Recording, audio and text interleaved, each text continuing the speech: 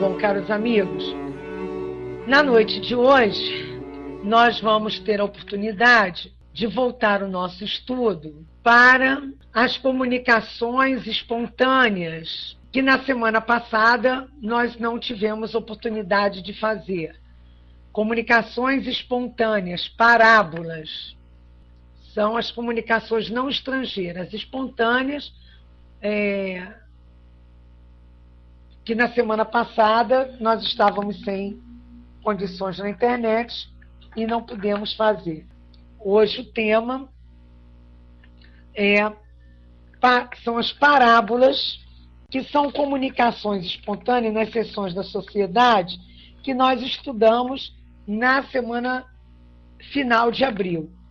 E deixamos para o estudo O Menino e o Regato e os Três Cegos, duas parábolas que fazem parte das comunicações espontâneas obtidas em sessões da sociedade, certo?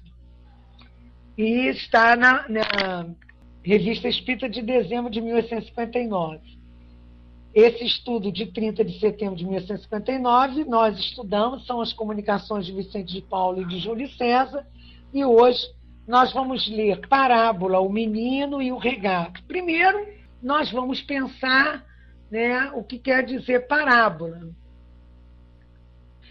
O regato ou o riacho. Riacho, na tradução da FEB, nós usamos a tradução da Edicel, que é a primeira tradução da Revista Espírita e a qual tem revisor. Então, nós preferimos traduzir para o francês pelo Júlio de Abril, mas é revisada por uma equipe, Então, nós... Riacho e Regato é a mesma coisa. Essa comunicação é de 11 de novembro de 1859, médio senhor Didi, pontinhos, pontinhos, o médio senhor Didier era conhecido editor de Kardec. Seu nome aí aparece abreviado, segundo norma adotada para a publicação das mensagens. Isso é uma nota da editora. Então é o senhor Didier mesmo. E vem lá. Um dia um menino chegou junto a um regato tão rápido que tinha quase a impetuosidade de uma torrente. A água descia de uma colina vizinha e engrossava à medida que avançava pela planície. Pôs-se o menino a examinar a torrente, depois juntou toda a sorte de pedras que podia carregar nos braços pequeninos. Tinha a cega presunção de construir um dique. Apesar de todos os seus esforços e da sua cólera infantil, não conseguiu. Refletindo, então, mais seriamente, se é que tal expressão se pode atribuir a uma criança, subiu mais alto, abandonou sua primeira tentativa e quis fazer um dique perto da própria fonte do regato. Mas seus esforços ainda foram impotentes. Desanimou e lá se foi chorar. Estava-se ainda na bela estação e o regato não era muito rápido, em comparação com seu curso no inverno. Engrossou e o menino viu o seu progresso. A água lançava-se roncando com maior furor, derrubando tudo em sua passagem. E o próprio menino infeliz teria sido arrastado se tivesse ousado aproximar-se como da primeira vez. Ó homem fraco, ó criança, queres levantar uma barragem, um obstáculo intransponível à marcha da verdade, mas não és mais forte do que aquela criança, e tua infantil vontade não é mais forte que os seus pequenos braços. Ainda mesmo que aqueles atingirem sua fonte, na sua origem, tem certeza a verdade arrastar-se-á inevitavelmente. Basílio. O que vocês acham dessa historieta, dessa parábola, como bem a gente diz? Podem nos auxiliar aí na área de texto? O que vocês acham sobre ela? O que ela nos traz? Sandra está pensando. Olha só. Primeiro lembrar, que parábola vem do grego radical, E eu não sei falar grego, Mas a parábola vamos dizer assim, uma seção cônica, gerada pela interseção de uma superfície cônica também. É uma chamada geratriz a nível matemático, né? É uma curva plana. Mas também pode ser um conjunto de pontos equidistantes de um ponto dado. Olha que interessante. Parábola também tem ligações com a geometria, né? Com essa parte cartesiana, vamos dizer assim. Então, são vários pontos, conjunto, que são equidistantes de um ponto dado, de um foco. Se nós olharmos por aí. Mas se nós olharmos, né, vamos dizer assim, no sentido geral de parábola, como nós temos as parábolas de Jesus, parábolas é uma forma de se falar de um ponto central de várias maneiras. Né? Se pudermos olhar assim, até a comparação da questão matemática. A parábola também é considerada uma figura de estilo de escrever. Né? Vem do grego parabole, né? É uma narrativa curta, né? Não é uma fábula, apesar de muitas vezes vir por uma história. Uma fábula, você no final tem assim também uma frase. A fábula é protagonizada por animais e tal. Já a parábola não. É sempre vamos ter sempre como protagonista seres humanos. Então, ela é sempre protagonizada por seres humanos. Por isso que a gente vê aí o menino. Isso é uma das questões. E possui uma razão moral, que pode estar implícita ou não, ou explícita. Então, razão moral também a fábula nos traz, né? Implícita ou explícita. É uma narração figurativa, né? Faz uma comparação. Será que ajudou para alguém? Então vamos analisá-la de novo. Nós vamos ver que nós podemos fazer aqui algumas comparações. Primeiro, um menino que achava que ia conseguir construir uma coisa sozinho. Quantas vezes a gente é menino assim espiritual, né? Acha que dá conta de tudo sozinho. O achar que pode, acima das suas, vamos dizer, acima de suas forças. Quantas vezes a gente, por orgulho, não dá o braço a torcer, está na pior e está ali. Ou vocês não têm isso? Quem tem, pelo menos diz assim, levanta o braço aí de algum jeito. Bota um sim, uma carinha, né, Hamilton? A gente sempre acha que dá conta. E muitas vezes não dá. Aí o que acontece? A gente tenta uma vez, não consegue. Tenta a segunda vez e não consegue. Mesmo mudando a tática, né? Com mudança, vamos dizer assim, de tática. Às vezes a gente quer uma coisa e aí a gente tenta uma vez, vou mudar, vou fazer de outro jeito para ver se dá certo.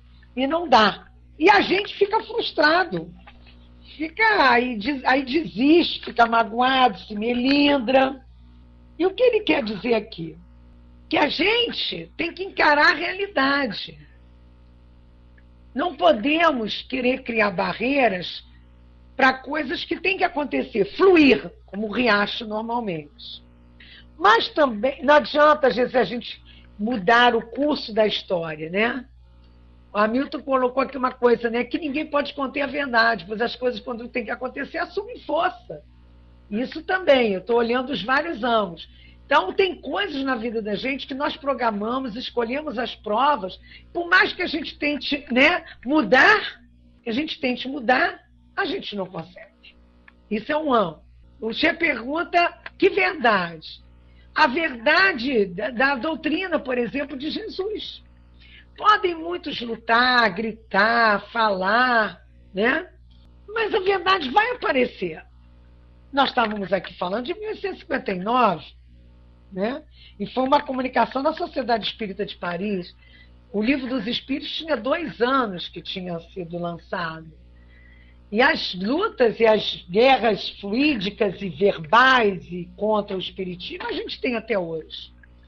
Mas a verdade ela vai aparecendo até em outras religiões para mostrar, com outros nomes e até com alguns dogmas, a verdade, a realidade, a existência de um mundo além desse mundo, que esse outro mundo influencia no mundo atual, né? Que a gente tem livre-arbítrio. Mesmo que a gente chame as outras interferências como se fossem demônios, e a gente sabe que não, né? Mas a verdade vai aparecer um dia. O espiritismo não é a religião do futuro, mas é o futuro das religiões.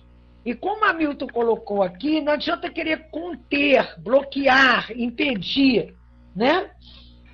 As coisas vão surgindo. Isso também na vida da gente.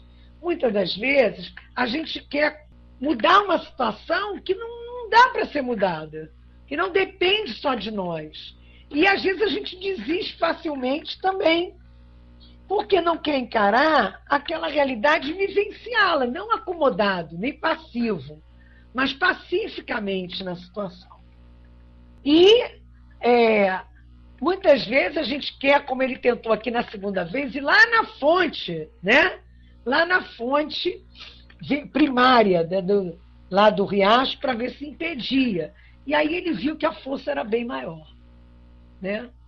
Quando a gente pensa, há anos atrás, quando a gente vivia lutando com muitas coisas que aconteciam em nossa vida sem explicação, e ao tentarmos de tudo e encaramos a lógica da doutrina espírita, nos cedemos, deixamos acontecer em nossa vida esse estudo, esse raciocínio, nós verificamos que muitas vezes tentamos desistir, achar que era tudo piegas, que aquilo tudo era ilusão, bloquear até os fenômenos que nos aconteciam, né? Mas quando cedemos à realidade, à verdade, nos permitimos refletir com carinho, né? Por que será que o Deus, que só pode ser justo e bom, permite acontecer tudo que está acontecendo comigo e com tanta gente?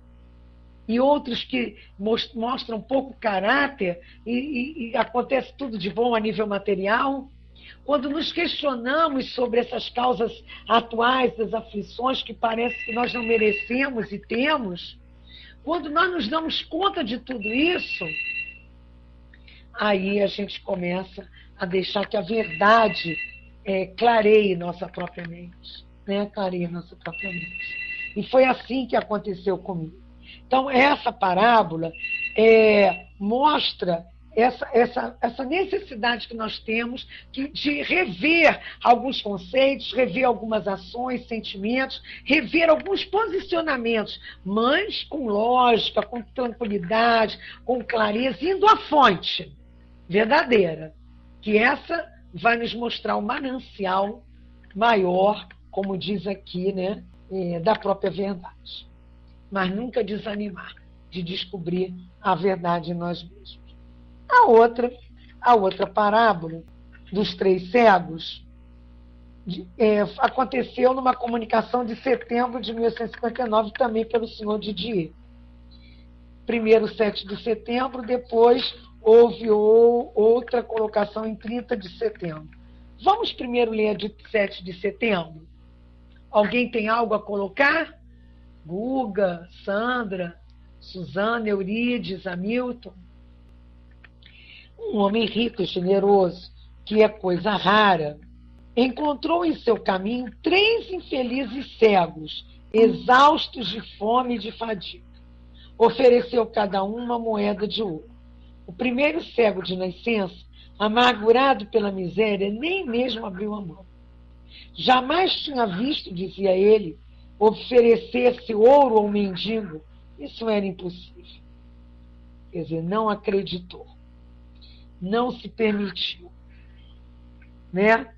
Não acreditou. Muitas vezes a gente não dá valor àquilo que a gente recebe.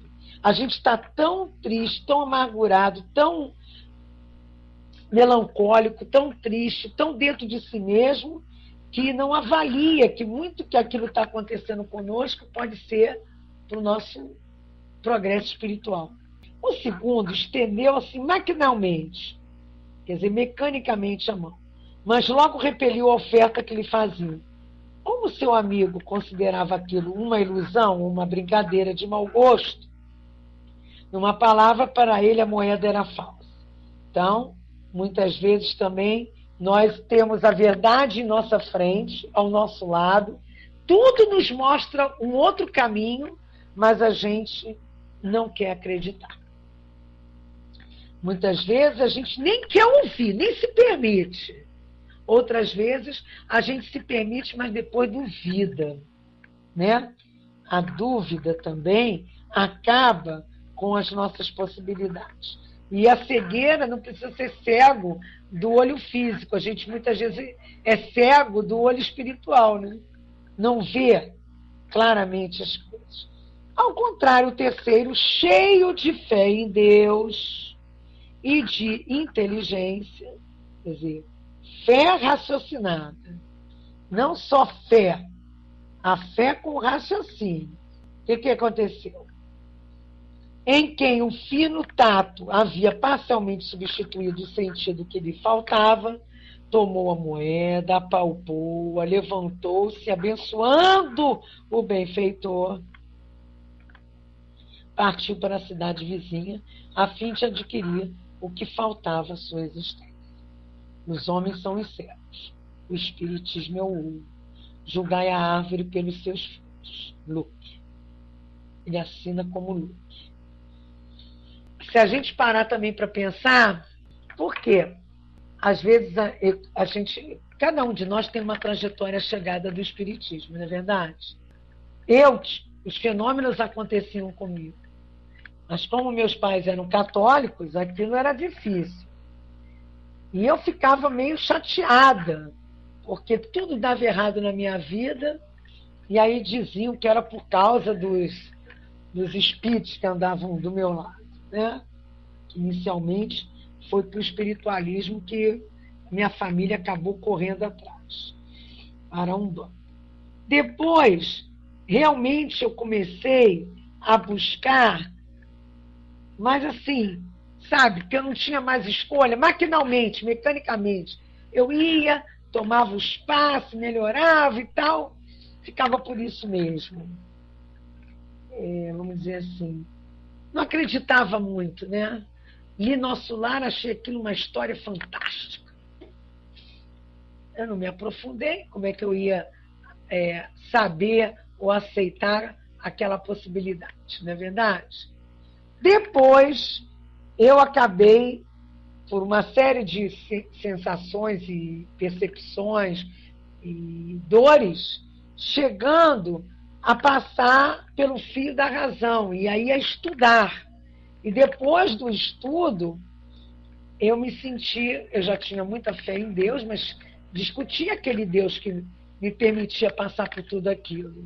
E aí comecei a juntar a fé com o raciocínio, com a lógica, né? E abençoo hoje um grande benfeitor, um espírito que ficou provocando a minha existência, né? Muito me provocando, me trazendo alguns incômodos, mas que me permitiu a busca dessas respostas e que hoje trabalha conosco no trabalho do passe, também crescendo a nível de conteúdo e a nível de trabalho no bem. De obsessor a benfeitor, não é verdade? Temos aqui também uma outra comunicação e cada um de nós tem isso no seu caminho. Nós vamos pegar aqui as parábolas para colocar em nossas vidas. Pedi a Deus que me deixasse vir, e aí a gente vai ver que é uma comunicação de Carlos IX, e ele começa assim: a sua comunicação. Pedi a Deus que me deixasse vir por um instante entre vós, para vos dar o conselho de jamais participar de disputas religiosas. Não direi guerras religiosas, pois os tempos estão agora muito adiantados para isso. Então, nós vamos ver que o nosso companheiro Carlos IX, né? Carlos IX da França, traz para nós um comunicado e depois há um diálogo. E a gente vai se permitindo a trabalhar os parágrafos, tá? Então, nosso companheiro Carlos IX, de França, viveu nesse período de 1550 até 1574, pelo que eu pesquisei, né? Esse companheiro, ele faz essas comunicações, ele morre sem deixar descendência e viveu, né, momentos, tensões de rivalidades entre família católica e família protestante, nos casamentos, o massacre de São Bartolomeu, né? Então, é por isso que ele vem trazendo essa fala de não haverem as contendas religiosas. Então, é só para a gente ter uma ideia, né? Viveu esse período de guerras religiosas. Bom, ele diz, mas no tempo em que vivi era uma desgraça real e eu não pude evitá-lo. A fatalidade arrastou-me e eu empurrei os outros. Eu que deveria tê-los retido, desculpe. Assim tive a minha punição, a princípio na terra, e há 3 séculos expio cruelmente o meu crime. Olha, gente, 3 séculos, 300 anos. Porque se ele é de 1500 e pouco, aqui é 1859, não é verdade? Às vezes a gente até entra em contendas com outras religiões, ou até contendas de ideias no trabalho, na vida. Tem coisas... Eu ainda faço algumas contendas de ideias pedagógicas, algumas coisas, mas hoje acho que a maturidade vai alcançando com a idade. Tem coisas que eu já não luto mais, sabe? E aqui tem, sede mansos e pacientes, exatamente o que nós lemos para começar do Evangelho segundo o Espiritismo no capítulo 9, naqueles itens 6 e 7, sobre a afabilidade, a doçura, para com aqueles a quem ensinardes. Se a princípio não querem aceitar, que o façam mais tarde, quando virem a vossa abnegação e o vosso devotamento. Então, o que ele quis dizer aqui? Não adianta discutir, é melhor exemplificar. Quando virem a vossa abnegação e o vosso devotamento, contendas são brigas, discussões, brigas, discussões, imposições de ideias, É uma coisa por aí. Meus amigos, meus irmãos, nunca me seria demais vos recomendar, pois nada há de mais horrível do que estraçalhar recíproco em nome de um Deus clemente. Porque tem aquilo, gente? A gente ainda mata em nome de Deus. Um Deus justo, um Deus clemente, como é que é? Matar, em nome desse Deus. Nossa, como a gente ainda faz isso. Em nome de uma religião santa que não prega senão a misericórdia, a bondade e a caridade. Em vez disso, a gente se mata, se massacra, a fim de forçar as criaturas que se quer converter a um Deus bom, conforme se diz. Quando eu li isso, eu fiquei pensando na atualidade, gente? Meu Deus. Como é que a gente vive brigando? Irã, Iraque, Síria. As lutas em 2013. Lutas chamadas por respeito a religião do outro. As lutas, gente, em nome de um ser superior, um Deus, por favor. Ele diz aqui: em lugar de acreditar em vossa palavra, os que sobrevivem se apressam em vos deixar, em se afastarem como se fosseis animais ferozes. Sede bons, eu vou-lo repito, e sobretudo cheios de amenidade para com aqueles que não creem como vós. E aí, a gente vai vendo aqui, né? Se pergunta se ele tem a complacência de responder algumas perguntas. Ele diz que teria prazer. Como expiaste as vossas faltas? Ele fala, pelo remorso. Aí a gente lembra lá Livro dos Espíritos, né? Lá no final do Livro dos Espíritos, quando fala... Sandra, realmente não é uma religião, né? O religar com Deus é o amor, né? E o amor é esse tipo de amor amplo, que a gente ainda está treinando, né? E aí, quando a gente vê lá no Livro dos Espíritos, quando fala do arrependimento, né? Que a gente tem que ter arrependimento. Primeiro, a gente tem que ter o remorso, a gente tem que conscientizar-se do seu erro, se arrepender, né? Expiar, mas também tem que restaurar, perdoar, né? Perdoar. Nossa, essa palavra é realmente... Tiveste outras existências corpóreas depois daquela que conhecemos? Tive uma. Reencarnei como um escravo das duas Américas. Sofri muito. Adiantou a minha purificação. Aí há aqui uma nota que os espanhóis traziam escravos para as duas Américas, pois dominavam em ambas. Daí a expressão do espírito que revela ter sido escravo dos espanhóis na América. Que a Espanha já dominava, né, tanto a América do Sul como as Américas, até a América Central também, né? As colônias espanholas. O que aconteceu à vossa mãe, Catarina de Médici? Ela sofreu também. Encontra-se num outro planeta, onde leva uma vida de devotamento. Poderias escrever a história do vosso reino, como fizeram Luís IX, Luís XI e outros? Também eu poderia. Quereis fazê-lo através do médico que neste momento vos serve de intérprete? Sim, este médico pode servir, mas não começarei essa noite, pois não vim para isso. Mas a gente vê aqui, quando ele coloca isso, a objetividade. Às vezes a gente não tem essa objetividade. A gente está aqui fazendo uma coisa, alguém chama para outra, aí a gente acaba se envolvendo e vai. Mas aquela não é a hora. Tudo tem sua hora. Tudo pode até ser feito, mas não precisa ser naquela hora, daquele jeito, né? Então, também não vos pedimos que comeceis hoje. Esperamos que possais fazê-lo nas vossas folgas e nas do médium, pois isto seria um trabalho de muito fôlego, que requer um certo lapso de tempo. Podemos contar com a vossa promessa?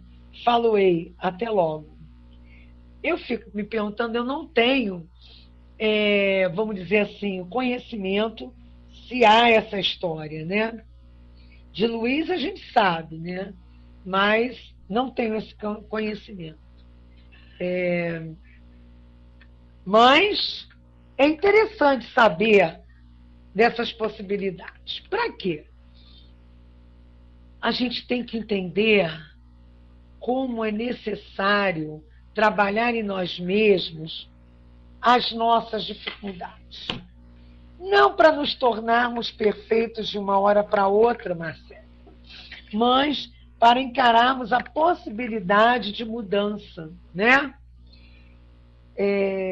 Quando a gente passa, como o Carlos ali falou, ele não tinha noção daquilo naquela época, e ele levou 300 anos para ter essa mudança, a gente vê que é mais fácil, nós que já estamos tendo conhecimento, né, de tentar trabalhar isso agora para não ficarmos tanto tempo, né, para mudar alguma situação, desapegar com todos os sentidos, né? Quando a gente vivencia a luta de ideias ou a luta de sentimentos, nada é fácil, né? Nada é fácil.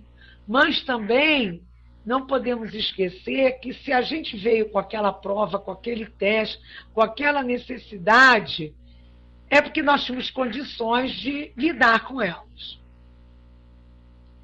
Então, temos que trabalhar cada vez mais a nossa vontade. Vontade de melhorar, vontade de perdoar, vontade de entender, vontade de tentar, vontade de se amar, vontade de se respeitar. E buscar apoio. Buscar apoio. Quando a gente não consegue sozinho, é aquilo que a gente estudou na primeira parábola. Tem que buscar apoio. Tem que buscar o sentido, tem que ir na origem, tratamento espiritual, estudo, passe, prece, culto, reflexões, mas esforço para se mudar. Por quê? Existem coisas que são as verdades, não vão ser mudadas, né? Não vão ser mudadas. E a gente sofre e não adianta, porque não conseguimos mudar, né? Não é brinquedo quando a gente se vê injustiçado, pelo menos causa atual da aflição a gente não encontra. Quando a gente se vê apunhalado, traído, né? Quando brincam com nossos sentimentos, quando mexem com as nossas estruturas. Não é fácil, não é fácil. Se fosse fácil, a gente estava lá, igual Catarina de Médici, em outro planeta, vamos dizer assim, fazendo lá seus trabalhos de devotamento. Agora, lidar com essas situações, né, pessoal, é de cada um. O outro pode dar apoio, o outro pode orar, fortalecer, ouvir, dar o ombro amigo, mas cada um é que muda-se a si mesmo. Por isso que a verdade da doutrina, a gente encara que nada é por acaso, né? Nada é por acaso. E muitas vezes a gente se permite viver uma situação constante. Nós cristalizamos em nós pensamentos e não encaramos a realidade, a verdade, como estava lá na parábola. Né? Ou então estamos que nem um daqueles 3 cegos. A verdade está batendo na nossa porta e a gente nem quer ouvir. Ou então a verdade entra em nossa vida, né, como a verdade da doutrina, do livre-arbítrio, do esquecimento do passado, das causas atuais e anteriores das aflições, que ninguém tem uma cruz que não consegue carregar, que a gente tem que desapegar de certas coisas. Sentimento também é apego. O amor, muitas vezes excessivo, não é amor. Então, essas coisas que a gente aprende, muitas vezes a gente está que nem aquele segundo cego da parábola, né? A gente até sente aquela coisa, mas não quer, acha que tudo é falso, que não é nada daquilo, que nós somos os coitadinhos e pronto. Seria melhor encararmos como o terceiro cego, né?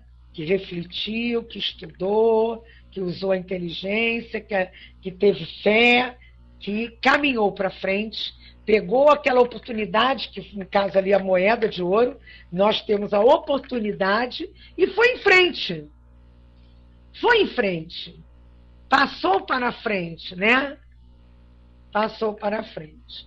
É por isso, caros amigos, que nós estamos aqui estudando, refletindo, tentando auxiliar. É por isso que existe, né, o trabalho maravilhoso do atendimento fraterno online ou offline, que quem quiser conversar a respeito das suas dificuldades ou tiver dúvidas doutrinárias, escreve para perguntas e respostas ou pede um atendimento fraterno sobre a sua dificuldade, né?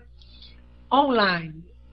É muito necessário aproveitar também as nossas idas à casa espírita para estarmos mergulhados, como aqui, se nós estamos aqui ligados uns aos outros, na prece, no estudo, na reflexão, pegando o nosso problema e trabalhando dentro de nós, nós estamos tendo apoio dos nossos companheiros, dos companheiros espirituais.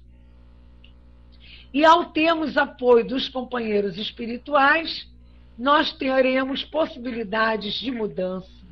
Mudanças, sim, nas nossas vidas, mudanças nos nossos sentimentos, né? Mudanças nas nossas atitudes. Temos que acreditar que podemos. E que, mais ainda, que cabe a nós a mudança. Não é esperar do outro a mudança. A mudança tem que ser nossa. Porque nós é que estamos a caminho. Já entendemos alguma coisa. Então, vale para nós também que a possibilidade da tecnologia, a possibilidade das mudanças através do estudo no portal espiritismo.net. E é através desses estudos às segundas-feiras que nós conseguimos, sim, entender a verdade da doutrina em nossas vidas. Se nós não aplicarmos isso na nossa vida, nós vamos demorar mais. Nós vamos demorar mais a entender a importância da mudança em nós mesmos. Isso, sim, é que vai ser muito mais desgastante. Por isso, amigos, vamos aproveitar esses estudos, vamos fazer o possível para raciocinar como espíritas que somos, né? Fazer o possível para aceitar a verdade das nossas, vamos dizer assim, das nossas provas. Vamos encarar assim, né? Das nossas provas. E vamos viver da melhor forma possível.